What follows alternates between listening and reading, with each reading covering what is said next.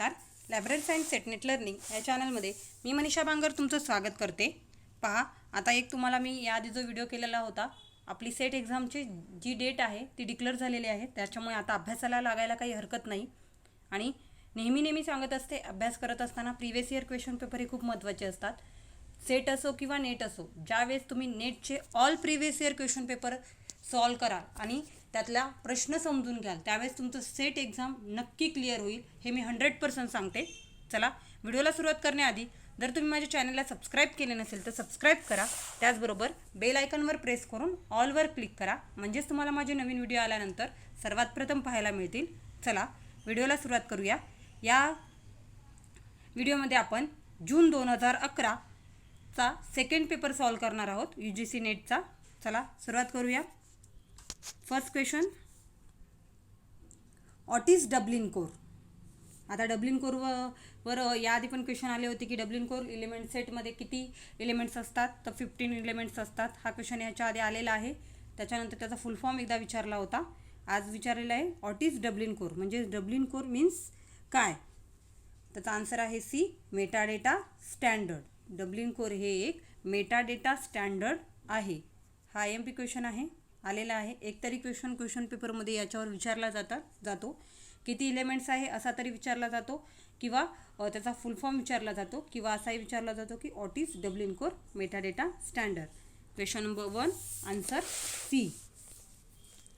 Next question number 2, which one is the most important problem being faced by institutional repository for archiving the document. त्याचा answer आहे C, copyright issue. जेव्हा आपल्याला एखादी repository documents असतात, त्यासाठी काय केलं जातं, कॉपीराईट इश्यू असतो. जर तुम्ही एखाद्याचं समजा कॉपी केलेलं असेल तर आपल्याला कॉपीराईट ॲक्टनुसार काय केलं जातं, आपल्यावर गुन्हा देखील दाखल केला जातो. त्याच्यामुळे question number 2, answer C. Next question number 3, as per Indian copyright law copyright is granted for. Answer D, 60 years after death of the author. Answer आहे D, 6 years after death of the author. म्हणजे after means काय, नंतर, म्हणजे 60 वर्षाच्या नंतर, म्हणजे मृत्यूनंतर देखील 60 वर्षापर्यंत त्यांचं ते कॉपीराईट काय असतं, ग्रँटेड असतं. Question number 3, answer D. Next question number 4, NAAC stand for. नॅकचा काय विचारलेला आहे, फुल फॉर्म विचारलेला आहे. नॅकची स्थापना 1994 रोजी झालेली आहे आणि त्याचा फुल फॉर्म आहे, answer C, National Assessment and Accreditation Council. NAAC stand for National Assessment and Accreditation Council, 1994. हा क्वेश्चन आपल्याला फर्स्ट पेपरमध्ये देखील विचारला जाऊ शकतो आणि विचारला गेला आहे. ज्यावेळेस मी स्टेट एक्झाम माझी क्लिअर झाली होती त्यावेळेस हा क्वेश्चन विचारला होता. नॅक स्टँड फॉर फर्स्ट पेपरला विचारला होता, त्यामुळे हा देखील IMP क्वेश्चन आहे फर्स्ट पेपरसाठी सुद्धा. आणि त्याची स्थापना 1994 साली झाली. तुम्हाला माहीत असेल, कॉलेज लायब्ररी जी असते किंवा जे कॉलेज असतं, त्या कॉलेजची जी तपासणी नॅकद्वारे केली जाते. Next question number 5, the principle of local variation is mainly applicable in. The principle of local variation is mainly applicable in. Answer A, cataloguing. Local variation ही कशासाठी ॲप्लिकेबल केलं जातं, कॅटलॉगिंगसाठी. कॅटलॉगिंग म्हणजे तालिकीकरणासाठी काय केलं जातं, लोकल व्हेरिएशन ॲप्लिकेबल केलं जातं. Question number 5, answer A. Next question number 6, who is the father of library movement in USA. Who is the father of library movement in USA. Answer C, Melvil Dewey. USAचं कोण होतं, Melville dewy. त्याच्यामुळे बिली PMDची पुस्तकं जी आहेत ती व्यवस्थित जर तुम्ही वाचली, म्हणजे कोण कुठले आहे, अमेरिकन आहे प्राध्यापक किंवा कोणी काय केलेलं आहे तेच नाही, तर ते कुठले होते, जपानचे आहेत का, USAचे आहेत का, हे देखील लक्षात ठेवा. बघा, कोणता आणि कसा क्वेश्चन विचारला जाईल याचं काहीही सांगता येत नाही. त्याच्यामुळे अभ्यास करताना व्यवस्थित सगळ्या कन्सेप्ट क्लिअर करून अभ्यासाला लागा. Question number 6, answer C, Melvil Dewey. Next question number 7. New encyclopaedia Britannica is publish from. Answer D Chicago. आणि त्याचं इयर किती होतं? 1700. याआधी पण सांगितलेलं आहे मी. 1768 ते 1771. न्यू एन्सायक्लोपीडिया ब्रिटानिका शिकागो येथे. आन्सर डी 1768 ते 1771. Question number 7. Answer D. Next question. Who coin the term POSDCORB. हा क्वेश्चन सेट एक्झामला देखील आलेला आहे. कोणी केलेला आहे? त्याचा answer C Luther and Gulick and Urwick. Who coin the term POSDCORB. Answer C Gulick and Urwick. कधी केलेलं होतं त्यांनी? 1937 साली गुलिक यांनी हे केलेलं होतं. POSDCORB हे व्यवस्थापनातील जे तत्त्व आहे ते सांगितलेले आहेत. ते प्लॅनिंग, प्रोग्रामिंग असं. आणि उर्विक यांनी 1935ला हे काढलेले होते. Question number 8. Answer C. Next question. Question number 9. Which one is not a canon. यापैकी ॲज गिवन बाय रंगनाथन. यापैकी कोणतं रंगनाथन यांचं कॅनन नाही आहे असा क्वेश्चन आहे. त्याचा आन्सर ए कॅनन ऑफ कॉम्प्रेसिव्हनेस हे रंगनाथन यांचा नाही आहे. हा क्वेश्चन याआधी देखील जून 2008 साली आलेला आहे. रिपीट झालेला क्वेश्चन आहे, त्याच्यामुळे लक्षात ठेवा. Question number 9. आन्सर ए. मग असा जर क्वेश्चन आला असता जर यापैकी कोणते रंगनाथन यांचे कॅनन्स आहेत तर आन्सर आलं असतं BCDR करेक्ट. म्हणजेच canons of consistence, canons of context and canons of currency हे कोणी केलेले आहेत? SR रंगनाथन यांनी केलेले आहेत. Question number 9. Answer A. Next question. Question number 10. Union list is a record of.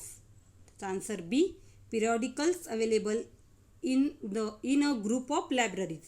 Union list is the record of periodicals available in a group of libraries. Answer B. Next question. Question number 11. The term. आता union list म्हणजे काय? जर ज्यांना माहीत नसेल त्यांच्यासाठी सांगते. Union list means काय? संयुक्त तालिका. संयुक्त तालिका. युनियन लिस्ट इन रेकॉर्ड ऑफमध्ये काय केलं जातं? Periodicals available in the group of library. पिरियॉडिकल्स जे जे येतात त्यांचं काय केलं जातं? ग्रुप ऑफ लायब्ररीजमध्ये पिरियॉडिकल्स संयुक्त तालिकेमध्ये इन्क्लूड केलेले जातात. Question number 10. Answer B. Next question. Question number 11. The term bibliometrics was first use by. Answer B Alan Pritchard. Bibliometrics Alan Pritchard. Bibliometrics हे फर्स्ट यूज कोणी केलं होतं? ॲलन पिचर्ड यांनी केलेलं होतं 1969 साली. The term bibliometrics was first use by Alan Pritchard 1969. मग SR Ranganathan यांनी काय केलं होतं? लिब्रामॅट्री ही SR रंगनाथन यांनी फर्स्ट यूज केलं होतं 1948 साली. नसेल तुमच्याकडे तर तुम्ही नोट डाऊन करून ठेवा.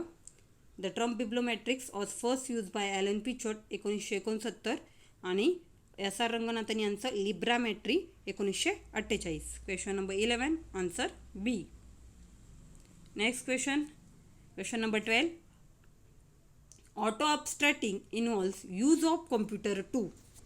Answer A prepare inactive abstract.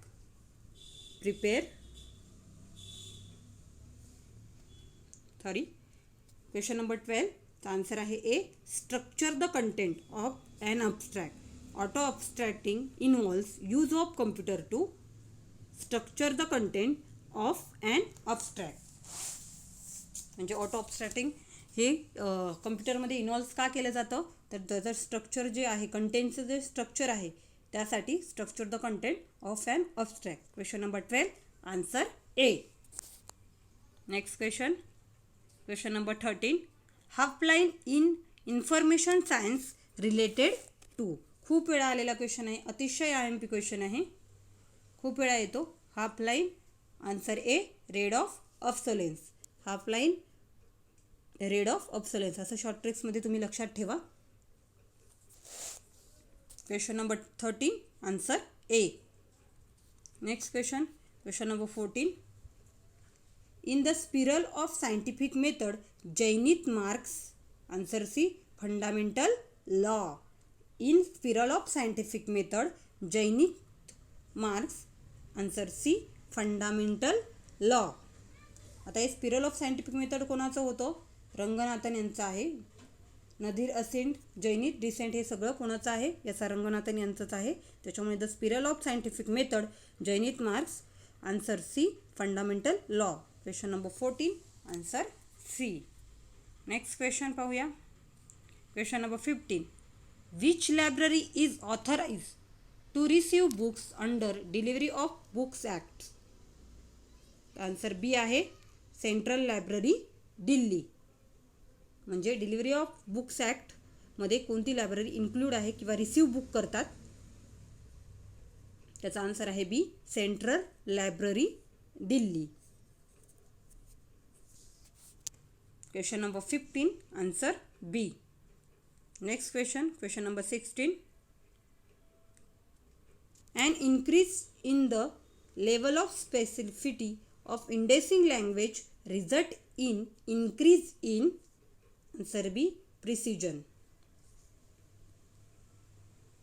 Level of specificity of indexing language result in increase in precision. Precision आणि recall या दोन्ही गोष्टी असतात. त्याच्यामुळे जर तुम्ही लेवलनुसार हे केलं तर काय होईल? प्रिसिजन आपला वाढेल. Question number 16 answer B. Next question number 17. The term exponential growth refers to answer C geometric progression. हा पण खूप वेळा आलेला क्वेश्चन आहे. Exponential growth refers to geometric progression. Question number 17 answer C. Next question number 18. Publishers Weekly in published by answer B R.R. Bowker London. Publishers Weekly is published by R.R. Bowker London. answer B. आता हे publishers विकली आहे ते कधीचं आहे? R.R. Bowker London आणि ते 1959 साली publish झालेलं आहे आणि ते साप्ताहिक आहे. बघा 3 क्वेश्चनची तयारी आणि असे क्वेश्चन आलेले आहेत याआधी पण.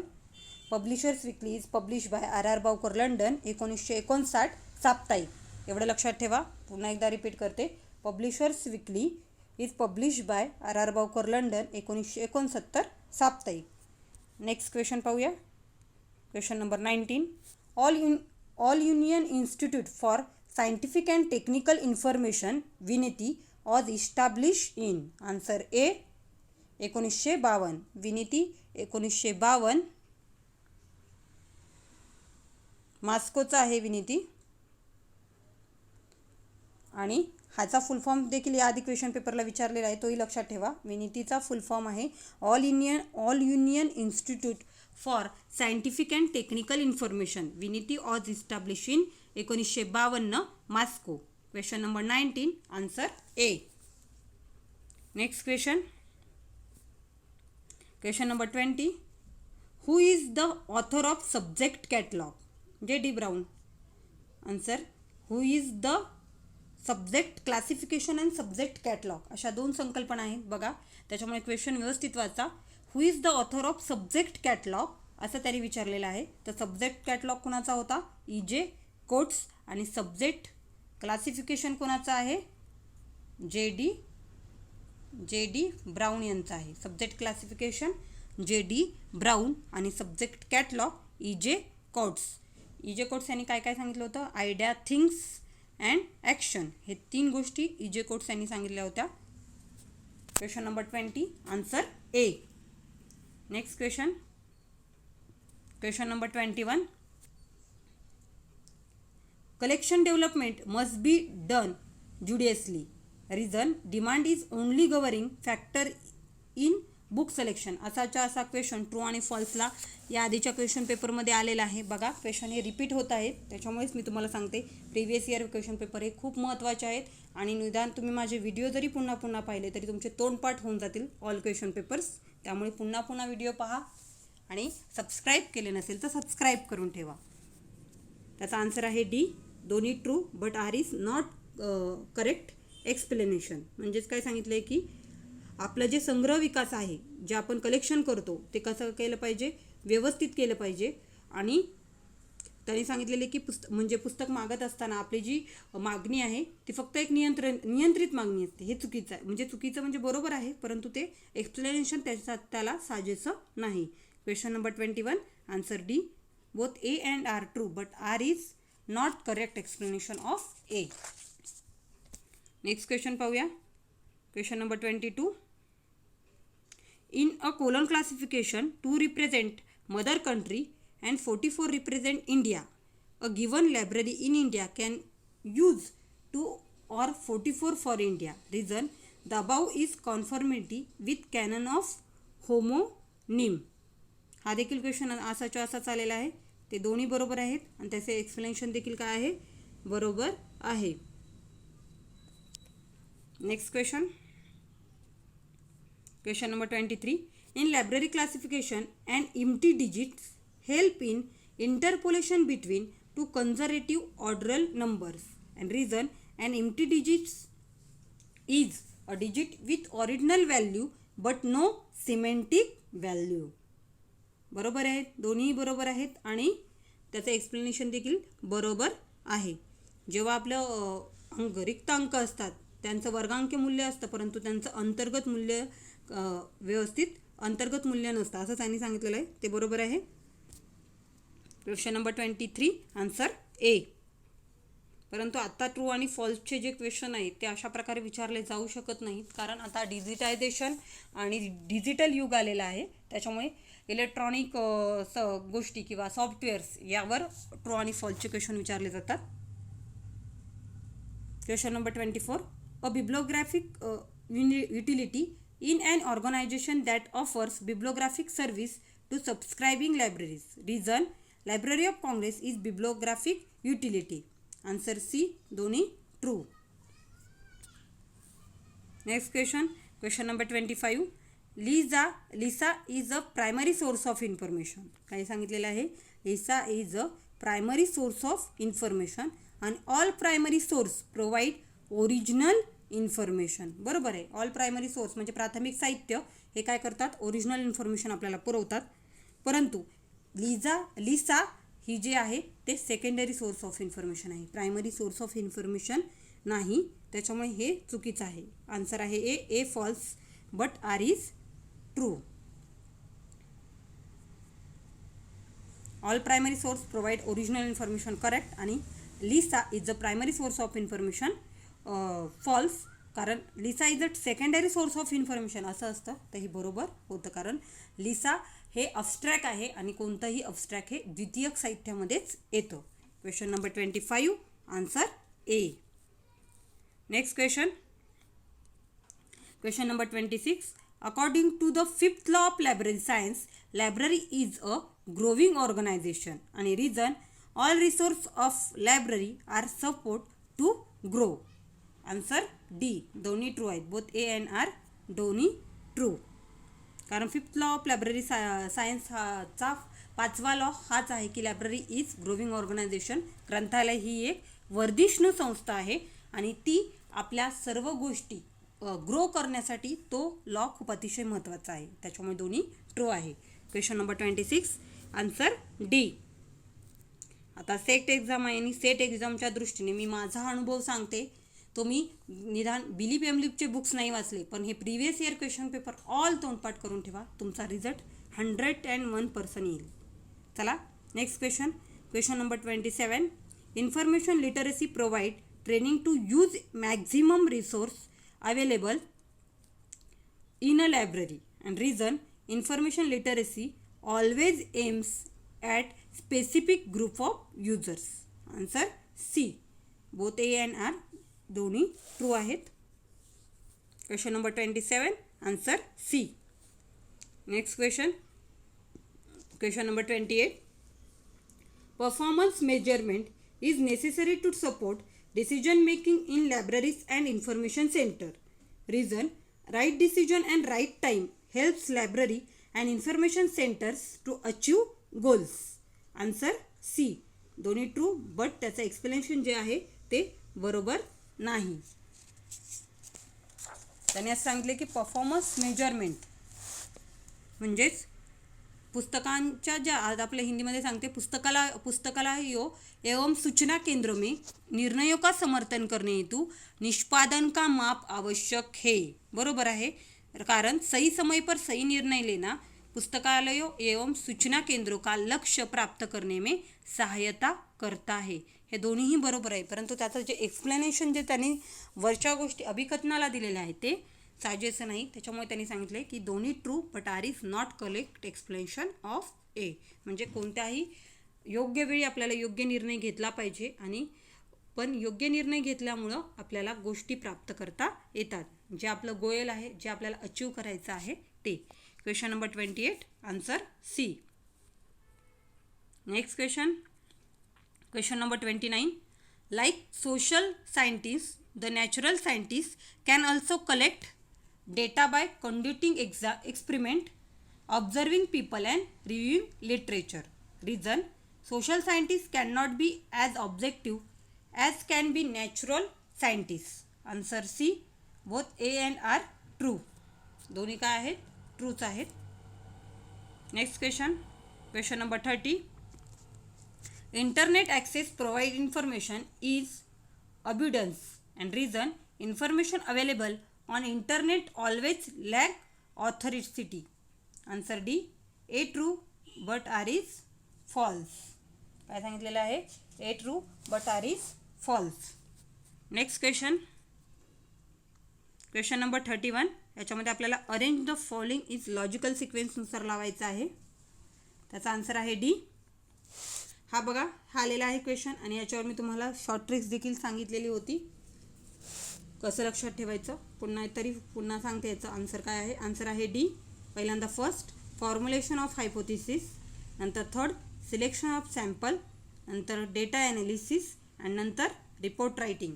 लक्षात ठेवा, फॉर्म्युलेशन ऑफ हायपोथिसिस, नंतर selection of sample, data analysis and report writing. Question number 31, answer D. हे आपल्याला लॉजिकल सिक्वेन्सनुसार सिक्वेन्स लावायचे. हायपोथिसिस म्हणजेच गृहीतक पहिल्यांदा आपल्याला हे करावं लागतं. त्याच्यानंतर सिलेक्शन ऑफ सॅम्पल, आपल्याला समस्या बघावी लागते. नंतर डेटाचं ॲनालिसिस करावं लागतं, आणि नंतरच आपल्याला शेवटी अहवाल लेखन करावं लागतं. Question number 31, answer D. Next question number 32. त्याचा देखील आन्सर डीच आहे. आपल्याला सिक्वेन्स इयरनुसार लावायचं आहे, इस्टॅब्लिश इयरनुसार. त्यांनी फर्स्ट दिलेला आहे निकनेट 1977, नंतर थर्ड इन्फ्लिबेट 1991, नंतर मालिबनेट 1992, आणि इंडोनेट 1986. बघा, हा क्वेश्चन मी तुम्हाला हे करा चॅलेंज करण्यासाठी सुद्धा या क्वेश्चनचं तुम्हाला मी आन्सर दिलं होतं. हा क्वेश्चनचा सिक्वेन्स इथे चुकीचा आहे, परंतु याचे इयर्स तुम्हाला माहीत असावेत, त्याच्यामुळे मी तुम्हाला हा क्वेश्चन घेतलेला आहे. 1986 इंडोनेट आहे, आणि हे मी नेटवर चेक केलेलं आहे ऑल विकिपीडिया, आणि त्याचा तुम्हाला मी पुरावा देखील दिला होता. माझा तो व्हिडिओ तुम्हाला पाहायचा असेल तर तुम्ही पाहू शकता. चॅलेंजिंग क्वेश्चन, गेल्या सेटला जो चॅलेंजिंग क्वेश्चन करता येईल अशा क्वेश्चनमध्ये तो मी टाकलेला होता. त्याच्यामुळे फक्त याचं इयर लक्षात ठेवा. निकनेट 1977, इंडोनेट 1986, इन्फ्लिबेट 1991, आणि मालिबनेट 1992. Next question number 33. सोपा क्वेश्चन आहे हा. आन्सर आहे A. ELA American library association 1876, नंतर third SLA special library association 1909, नंतर इटालिस टीचर्स लायब्ररी आहे 1969, आणि ASLIB association for information management 1924. Question number 33, answer A. Next question number 34. Arrange the following laws of library science as given by Ranganathan. बघा किती सोपा question आहे. पहिल्यांदा जे library सायन्समध्ये उतरले, जे लायब्ररी सायन्स ज्यांना खरंच व्यवस्थित अभ्यास करायचा आहे त्यांना 5 लॉज लायब्ररी सायन्स हे पाठच पाहिजेत. म्हणजेच सूत्र जी 5 सूत्र आहेत ती तुमची पाठ पाहिजेत. त्याचा आन्सर आहे ए. पहिल्यांदा बुक्स फॉर युअर यूज, नंतर every reader has his book, third every book has its reader, आणि fourth save the time of the reader. म्हणजेच बुक्स आर फॉर यूज म्हणजेच काय, पुस्तके ही वाचकांसाठीच आहेत. त्याच्यानंतर एवढी रीडर इट्स हिज बुक, प्रत्येक ग्रंथाला वाचक मिळाला पाहिजे, प्रत्येक वाचकाला ग्रंथ मिळाला पाहिजे, आणि पुस्तकांचा किंवा वाचकांचा किंवा ग्रंथालय सेवकांचा वेळ वाचवावा. अशा प्रकारे हे सूत्र आहेत. Question number 34 answer A. Next question number 35. हे बघा, एक तरी क्वेश्चन येतो, सार्वजनिक पब्लिक लायब्ररीज ॲक्ट हे इयरनुसार लावा, असे एक तरी क्वेश्चन येतो. मी जेवढे क्वेश्चन पेपर सॉल्व केलेले आहे तेवढ्या क्वेश्चन पेपरमध्ये तुम्ही पाहू शकता. क्वेश्चन नंबर 35 आन्सर बी. पहिल्यांदा मद्रास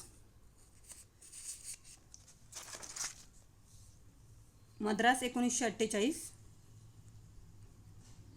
हरियाणा 1979, पॉंडेचेरी 2007 आणि Orissa 2002.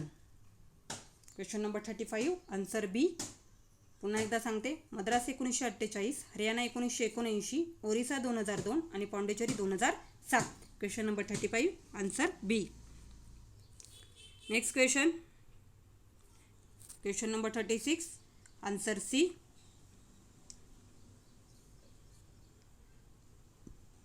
Faizi committee 1942, Sinha committee 1957, Chattopadhyay committee 1985 आणि Radhakrishnan commission 1948. Fyzee committee 1942, KP Sinha committee 1957, Chattopadhyay committee 1985 आणि Radhakrishnan committee 1948. Question number 36 answer C. अजून एक गोष्ट सांगते, मुदलियार आयोग ज्यांना माहीत नसेल त्यांच्यासाठी, मुदलियार आयोग 1952 आणि national advisory commission 1966. Question number 36 answer C. Next question number 37 त्यांचा आन्सर आहे A. Research description and access 2010, याआधी पण सांगितले होते, त्याचे 10 भाग आहेत. CCF common communication format 1984, mark 1966 आणि ISBD 1974. त्याचा आन्सर आहे ए. पुन्हा एकदा रिपीट करते, ISBD 1974, मार्क 1966, CCF 1984 आणि research description and access RDA 2010. Question number 37 answer A. Next question number 38. Arrange the following subject in ascending order according to DDC number. DDC नंबरनुसार लावा असं सांगितलेलं आहे. त्यासाठी तुमचे 10 वर्गपाठ पाहिजे. संकीर्ण, तत्त्वज्ञान, धर्म जे आहेत ते पूर्ण 10 वर्गपाठ पाहिजेत. त्याचा आन्सर आहे बी. पहिल्यांदा थर्ड मेटाफिजिक्स, नंतर पब्लिक ॲडमिनिस्ट्रेशन, नंतर बॉटनी आणि नंतर horticulture. Question number 38 answer B. Next question number 39. What will be correct sequence of book on the shelf bearing the following class number? Answer D आहे त्याचं. पहिल्यांदा third बघा, comma दिलेला आहे, चिन्ह बघा त्यातले, ते फर्स्ट, त्याच्यानंतर फोर्थ,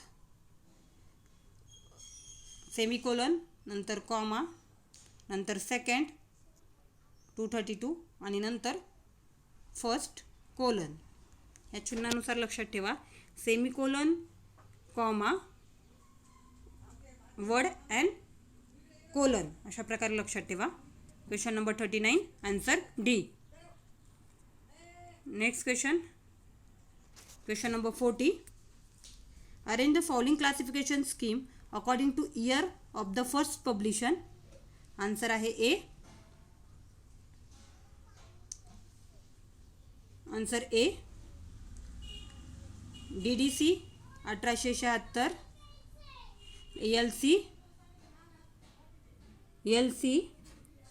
1904, CC 1933 आणि UDC 1905. Question number 40 answer A. इयरनुसार लावायला सांगितलं होतं.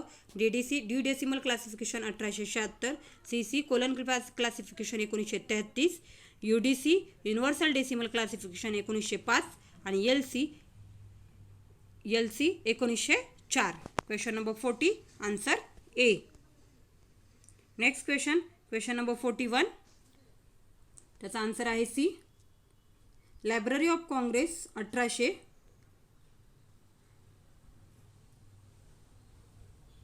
इन्सडॉक 1952, डिलिव्हरी ऑफ बुक्स ॲक्ट 1954 आणि इम्पिरियल लायब्ररी कलकत्ता 1903. पुन्हा एकदा रिपीट करते.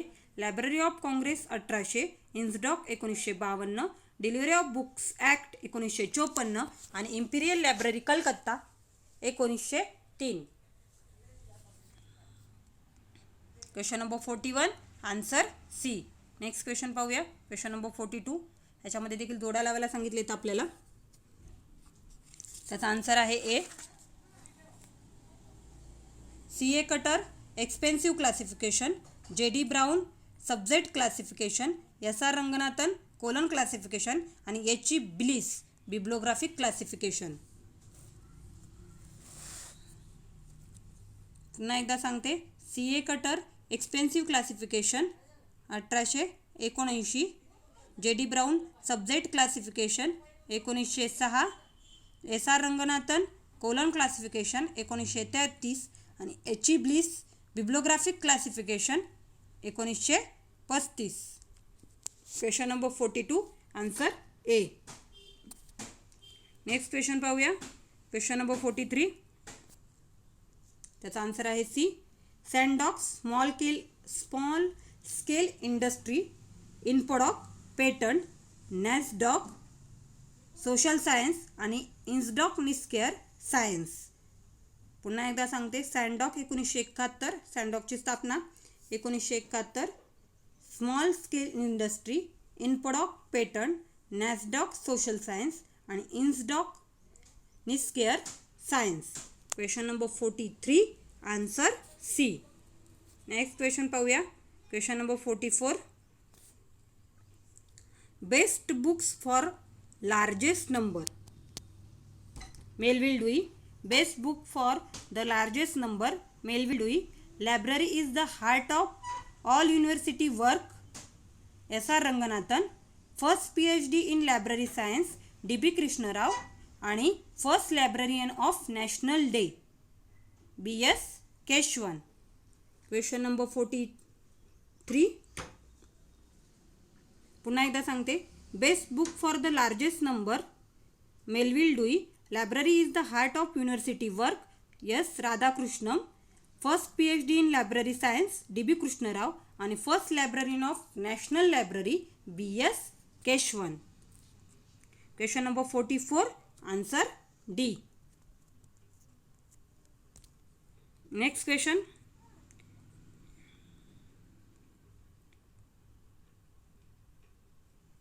Question number 45.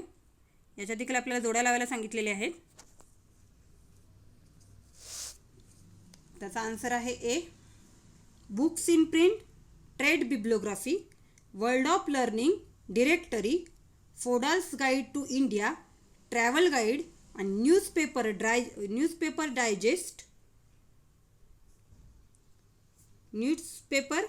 Digest world event. पुन्हा एकदा सांगते. Books in print, trade bibliography, world of learning, directory, Keesing's record of world event, newspaper digest आणि Fodor's guide to India, travel guide. Question number 45 answer A. आणि हा अतिशय IMP question आहे. याआधी खूप वेळा आलेला आहे क्वेश्चन आणि हा 2020च्या क्वेश्चन पेपरमध्ये देखील यातले क्वेश्चन्स आलेले आहेत. त्याच्यामुळे वाटलं तर मी पुन्हा एकदा रिपीट करते. Books in print, trade bibliography, world of learning, directory, Keesing's record of world event, newspaper digest आणि Fodor's guide to India travel guide. Question number 45 answer A. इथं आपला जून 2011चा सेकंड पेपर पूर्ण सॉल्व झालेला आहे आणि याच्यामध्ये मी तुम्हाला शॉर्ट ट्रिक्स देण्याचा प्रयत्न केलेला आहे. त्याचबरोबर अभ्यास कसा करायचा हे देखील सांगितलेलं आहे. आणि आता सेट एक्झामची तारीख डिक्लेअर झालेली आहे, त्याच्यामुळे तुम्ही अभ्यासाला लागा. आणि मी ही UGC नेटची सेकंड पेपरची ऑल सिरीज सुरू केलेली आहे. ती एकदा संपली की मी तुम्हाला सेटचे पण all previous year question paper घेणार आहे. त्याच्यामुळे जर तुम्ही अजून माझ्या चॅनलला सबस्क्राईब केलं नसेल तर सबस्क्राईब करून ठेवा, म्हणजेच तुम्हाला अभ्यास करायला खूप सोपं जाईल. चला, आजची इम्पॉर्टंट इन्फॉर्मेशन मी इथंच संपवते. आजचीच इम्पॉर्टंट इन्फॉर्मेशन घेऊन भेटूयात पुढील व्हिडिओमध्ये. तोपर्यंत व्हिडिओ आवडला तर प्लीज लाईक करा, शेअर करा, सबस्क्राईब करा. भेटूयात पुढील व्हिडिओमध्ये. धन्यवाद.